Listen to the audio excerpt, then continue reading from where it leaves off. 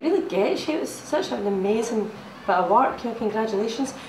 But I also think that the way that I have to look at things sometimes when things like that make you feel so impotent and so angry, that you can go to school one Monday morning and your friend's just gone, and your loved ones are kind of plucked out your life by some grown-up that you can't control, But I also think that in that impotence you have to look at the other side of it and realise that actually it's almost kind of biblical in a way, that the children are the people that are going to teach us this thing, and that by using the children's outrage at injustice and understanding and really hearing them coming from the place that really counts, which is the place that we all are outraged when we see these stories, that we're not different, and that we all need the very basic tenets of life.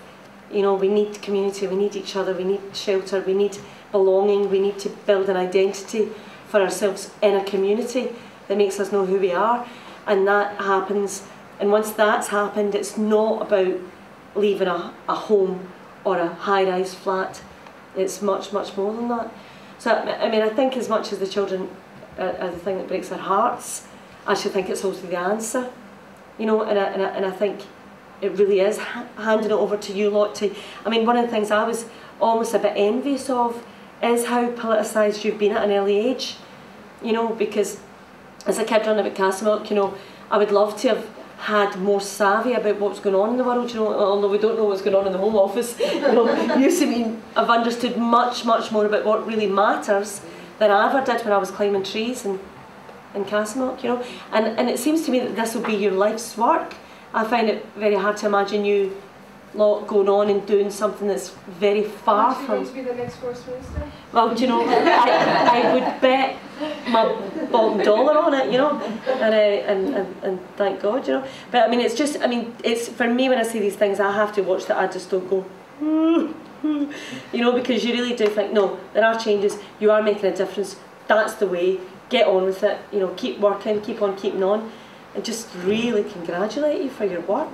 It's brilliant. I just have a huge admiration and respect for the Glasgow girls and anyone else involved, and that's the whole theme of today, so it's respect.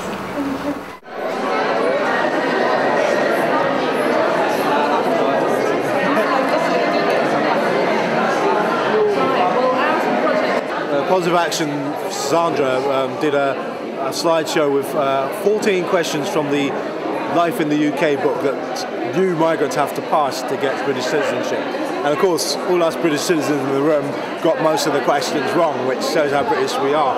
But we then followed it with a discussion about the perceptions locally in Drumchapel about housing and about refugees, asylum and integration. And we tried to sort of look at issues of, shortage of supply, the differences in the skill level and qualification of some local people compared with some of the newcomers. You find that a lot of the newcomers have got more skills actually than the people resident, who've got challenges such as bad health, poor mental health, alcoholism, some of those long-term unemployment, and having that, So generally, refugees have been moved into communities where that's already a problem for the indigenous people.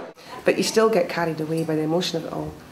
I think the audience as well didn't expect this. Like most of them were in tears and stuff. We ourselves were in tears as well because it's very emotional. And I think hopefully they'll take the DVDs around and show everybody as well. I think this is an issue that they knew it was happening, but they didn't know how badly it was, and it's had an effect on them. So maybe we'll get better.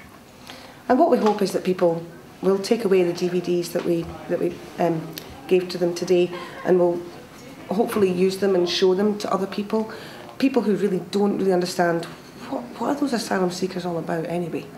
Because a lot of people, here is a community where there are asylum seekers who live here, so it's actually quite easy to get to know asylum seekers here. You just basically say hi, hold out your hand, give them a smile and welcome them to the community.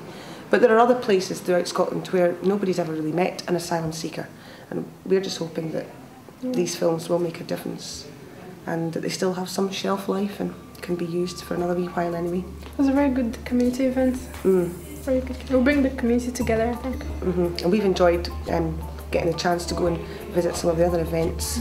The Darchicks play at the lunchtime is particularly good. And Libby. And Libby MacArthur. She's just such a star in all the right ways. and has so much to say, and is obviously so giving and warm, and totally believes in community cohesion, and that's what we're all about as well. Yep. And just hope that everybody in their own little way has something to contribute here. Definitely.